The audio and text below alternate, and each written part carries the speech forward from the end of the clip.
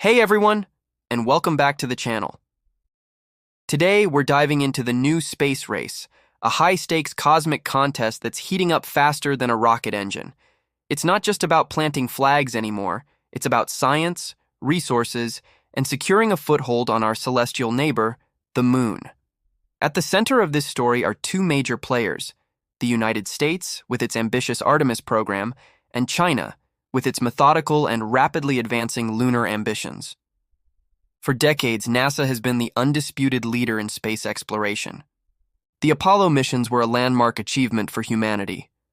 Now, with the Artemis program, NASA plans to return astronauts to the lunar surface, this time to establish a sustainable presence. It's an inspiring vision, one that promises a new era of scientific discovery and human expansion into the cosmos. But there's a crucial piece of this puzzle that isn't being built by NASA itself. The key to landing American astronauts back on the Moon is a revolutionary vehicle from a private partner, SpaceX's Starship. If you've been following space news, you know Starship. It's the biggest, most powerful rocket ever conceived. Standing taller than the Statue of Liberty, this fully reusable behemoth is designed to carry over 100 tons of cargo and crew to Earth orbit, the Moon, and eventually Mars. It's a game changer, a quantum leap in rocket technology. NASA was so impressed by its potential that they awarded SpaceX a multi-billion-dollar contract to develop a lunar lander version, known as the Human Landing System, or HLS, for the Artemis III mission. The plan is simple on paper, but incredibly complex in practice. The Artemis III astronauts will launch from Earth aboard NASA's own Orion capsule, powered by the Space Launch System rocket. They'll travel to lunar orbit and dock with a pre-positioned Starship lander. Two astronauts will then transfer to Starship, descend to the lunar South Pole, spend about a week exploring, and then ascend back to the Orion capsule for the journey home. This reliance on Starship is a strategic bet by NASA. By leveraging the innovation and speed of the private sector, the agency aims to achieve its lunar goals faster and more affordably than if it had developed the lander entirely in-house. It's a modern approach to space exploration, one that has already proven successful with SpaceX's Crew Dragon missions to the International Space Station. However, this high-reward strategy comes with significant risks. Starship is not just an incremental update to an existing rocket, it's a completely new class of vehicle. And developing groundbreaking technology is never a straight line. It's a process filled with trial, error, and yes, explosive failures. We've all seen the dramatic test flights from Starbase in Texas. The early hops were successful, but the first two full-stack orbital test flights ended in spectacular, albeit data-rich explosions. The third flight in March of this year was a major step forward, reaching space and demonstrating key milestones like payload door operation. But it too was lost during re-entry. SpaceX calls this rapid iterative development. They build, they fly, they fail, they learn, and they build again, faster than anyone thought possible. It's a philosophy that has served them well.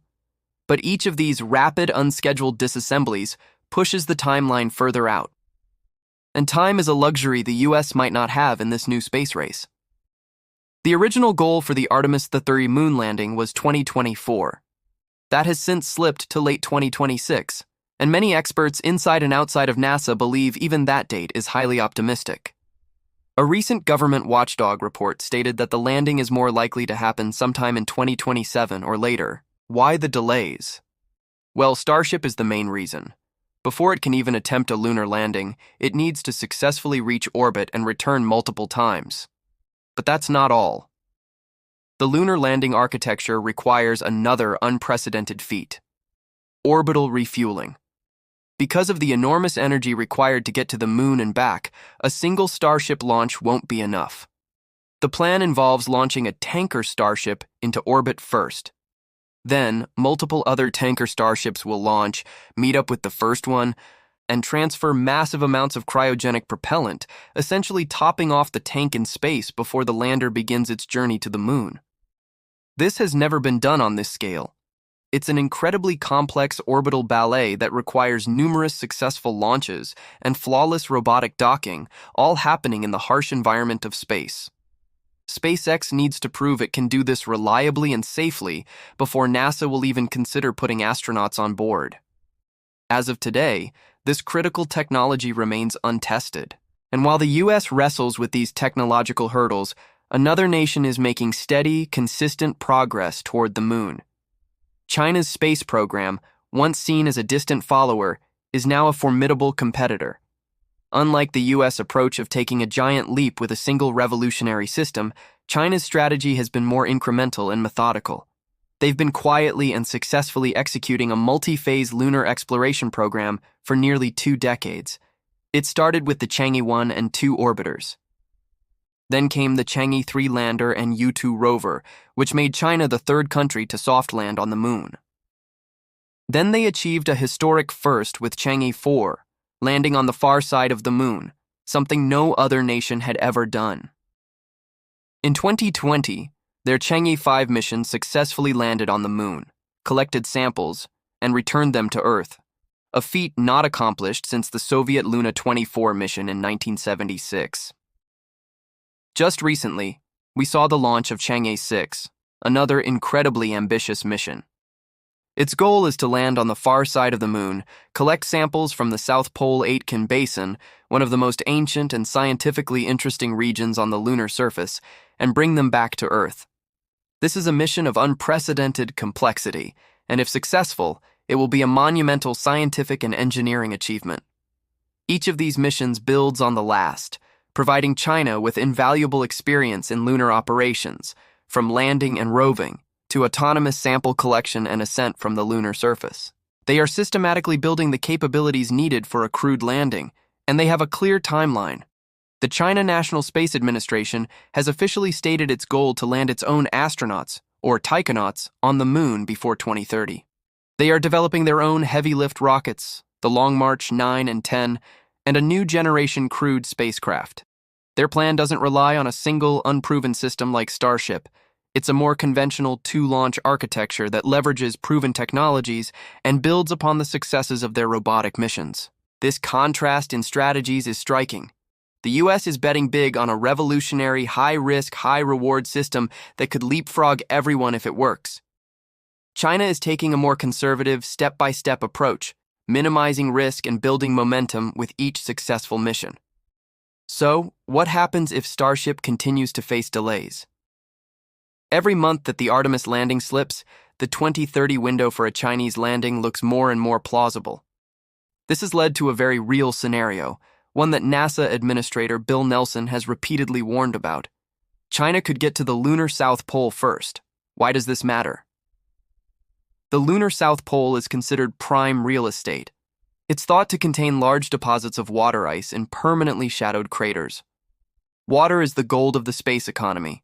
It can be split into hydrogen and oxygen to create breathable air and, crucially, rocket propellant. A base at the South Pole with access to water ice could become a self-sustaining outpost, a gas station on the way to the rest of the solar system. The concern is not that China would claim the moon, which is prohibited by the Outer Space Treaty. The concern is more practical. If China establishes a presence in the most resource-rich areas first, they could, as Administrator Nelson has suggested, potentially declare certain zones off-limits for scientific research or safety reasons, effectively controlling access to the most valuable locations. It becomes a race for presence. The nation that establishes the first sustainable foothold gains a significant strategic and scientific advantage. They get to set the precedents for lunar operations and resource utilization. This isn't just about national pride or planting a flag. It's about securing a future for humanity in space. The delays in the Artemis program, largely tied to the development of Starship, are creating a window of opportunity for China. The pressure is mounting on SpaceX to deliver on its ambitious promises.